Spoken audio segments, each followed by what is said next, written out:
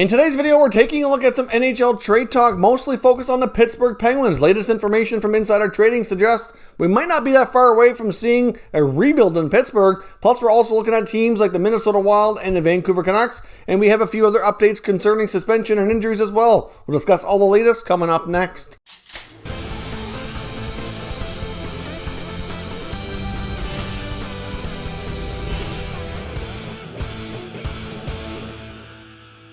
So welcome back to another video here at Top Shelf Hockey. Now, as I mentioned, we have a variety of things to talk about here today.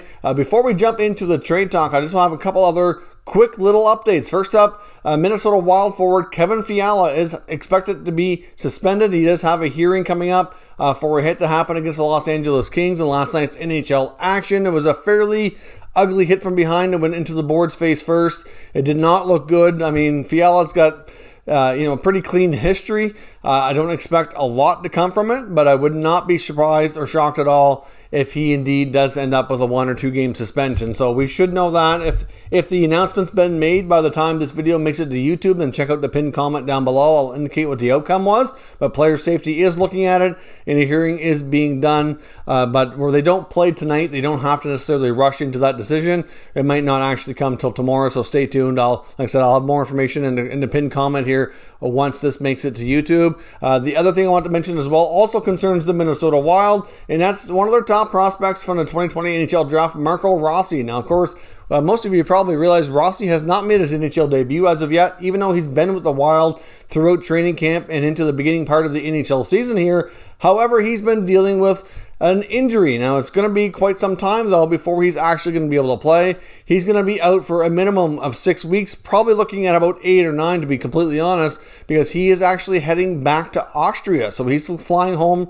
to Europe, and he's returning to Minnesota in 6 weeks. So obviously, returning from Europe, there would be another quarantine phase. So I would suspect that he's going to come back in 6 weeks, have to go through another quarantine, and be checked out by doctors and all that. So I really don't see a situation where he gets on the ice probably in about 2 months. It'd be my expectation, but it's just a rough estimate. We'll see how everything goes. I mean, maybe if the injury is healing up a little faster than expected, maybe he returns a little bit sooner, but that's not going to leave a lot of time for him to actually get into NHL hockey this year. Clearly, Rossi was really hopeful to be getting a big opportunity this year. He should have been able to step in and probably been in like a second line role, I would think, at least to try him out and see how things went in that capacity. But with 2 more months likely being what he misses here, that's going to put him near the end of March. So, he might be able to get into some games in April. It's a possibility, but we'll have to see how things go on his recovery. Now, as I mentioned as well, we're looking at a few teams here before we jump into the news on the Penguins from Insider Trading. I just wanted to take a look at a couple other quick teams. Actually, we're going to stay with the Minnesota Wild here as well, because one name that's been out there in the trade rumor mill for some time, but has been quiet lately, is Wild defenseman Matthew Dumba. Now, Dumba's a pretty solid, offensively gifted right shot defenseman, and we're at a situation now where we're starting to see a lot more NHL teams kind of scour the market for help on the blue line. We also know that the Minnesota Wild likely are not going to be able to protect him, or if they do, they're going to have to go the different route of 8 skaters and 1 goalie, so they could end up exposing more in the forward group that they might not want to as well. They're kind of in a sticky situation when it comes to the expansion draft, so I think the odds are high that Dumba does get traded. The problem is they never got that kind of return they were looking for. Now, of course, when you see a guy like Pierre-Luc Dubois get traded not long ago to Winnipeg here, that's the prime kind of target player that they were looking at. They want a top center iceman, because that's what Minnesota's badly missing. Marcus Johansson playing in that number 1 center spot isn't exactly ideal for them. So he's the player they kind of needed. I'm sure that they were one of the teams kicking tires on Dubois, but they just don't have the assets to make it happen for a team like Columbus. I mean, Columbus is already pretty solid in the blue line with like Jones and Werenski, so a guy like Dumba as a number 3 to them is not quite as appealing. So they just didn't have that ability to get it done. But in another team who might have a center that becomes available that could use Dumba more as a top pair kind of defenseman, that would be more attractive given what he makes for salary and all that. So he's still a player that I believe is being shopped quietly here by GM Bill Guerin. It's just a matter of waiting for that right opportunity. So even though his name hasn't really been out there a lot in the rumor mill as of late, make no mistake about it, I do see sources that I follow on social media that are indicating that he is indeed very much still in play, and as teams kind of scour for more defensive help, expect his name to start coming up even more But like I said, Guerin's kind of holding out, waiting to get a top 6 center in return,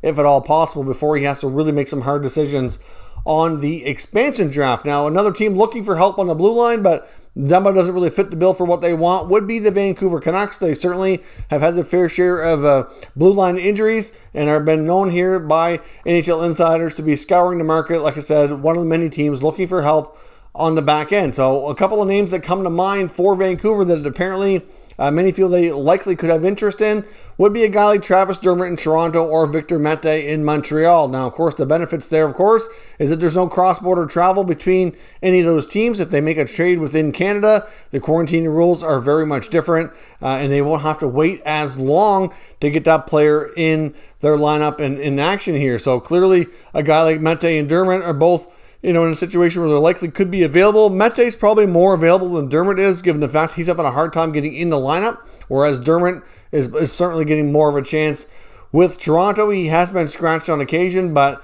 still getting playing time more often than not. But still, it's a situation that Vancouver wants to knock on either of those doors of their competitors here in Toronto or Montreal with the right offer, right price tag. Then I think they could probably get one of those young defensemen. Neither one of them come with a big cap hit, which is also good.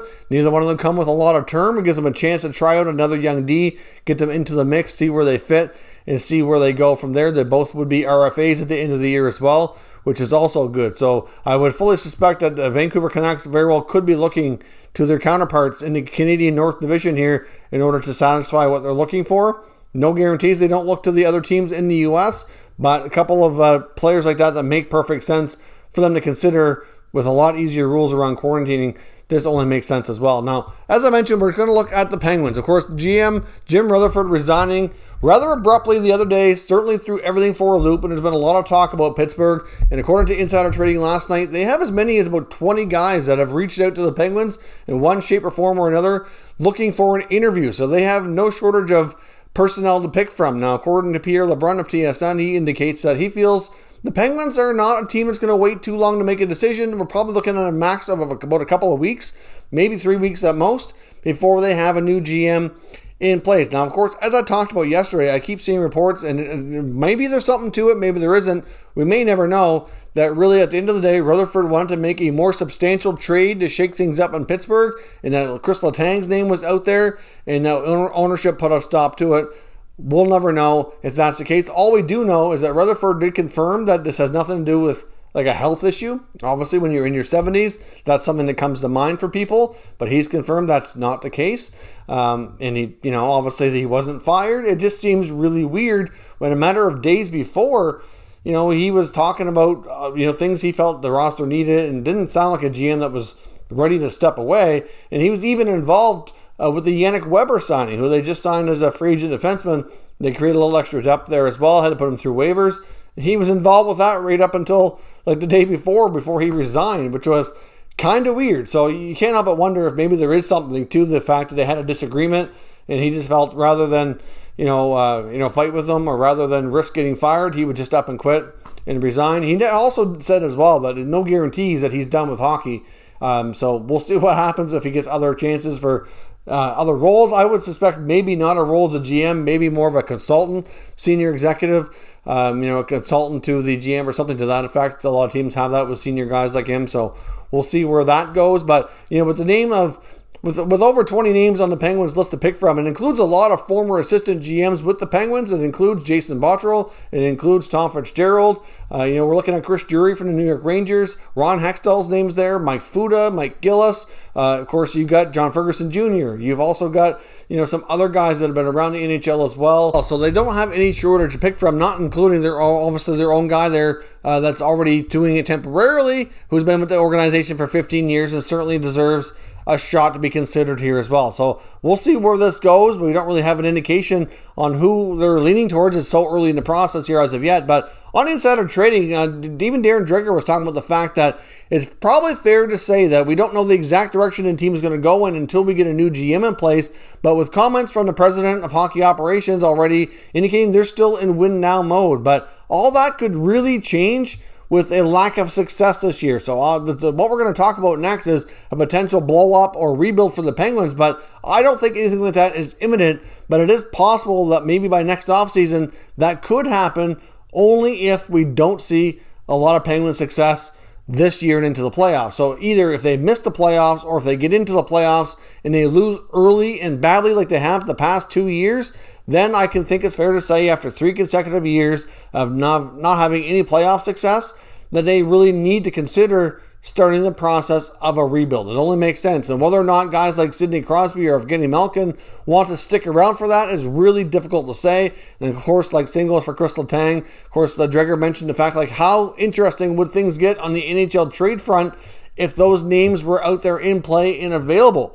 I mean, obviously they come with a high pedigree, and it's not really clear if it's more important to Crosby and Malkin to retire as Penguins, or is it to continue chasing Stanley Cups? I mean, Malkin's contract runs out before Crosby's. He's only got a couple years left. Sid has a longer stretch. So there's always a possibility he could end up leaving as a free agent if he decides that's what's best for him as well. So no guarantee anybody gets traded, of course, but you have to think the hard questions are being asked. Is it time? And would those star players want to be part of a rebuild? Do they want to continue chasing championships? A lot of those questions could become answered by the end of the season, depending on how the Penguins did. Now, of course, we know they started off rough, but then things improved, and there's a lot of hockey left, so it's really too difficult to predict right now how that season is going to go. But like I said, it would not surprise me one bit that if they don't have at least a round or more of victory in the playoffs this year, that we're going to see some seismic changes within the organization. They have some other young pieces, younger players besides Crosby and Malkin that I think would have some decent value, like Jake Gensel, Jason Zucker, or for example, Brian Rust. Obviously you need some veterans to rebuild around, but you don't need everybody. Their goaltenders are young. They have a good young defenseman like John Marino to kind of build a blue line around.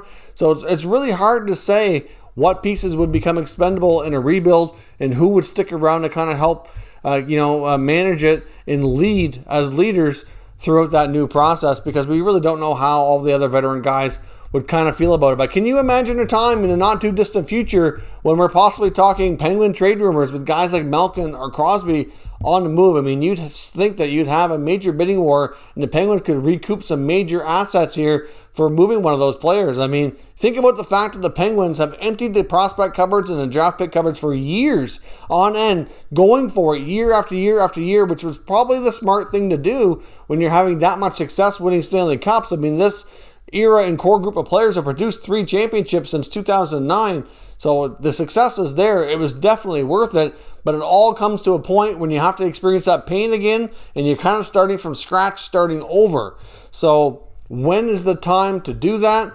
Is it coming up soon for Pittsburgh? And will these veteran guys find themselves finishing their careers elsewhere? Or is it more important to them to retire a Penguin and to kind of see this team go through a stretch of pain with a rebuild coming in the not too distant future? They could prove us all wrong here, have a great year of success, and still show that they can contend, but it's getting harder and harder to do year after year, and it's, the competition's too tough. We'll just have to see, but let me know what you think, direction where the Penguins are going to go in, who's the ideal candidate to be the new GM, that we'll hopefully know here in a couple of weeks' time.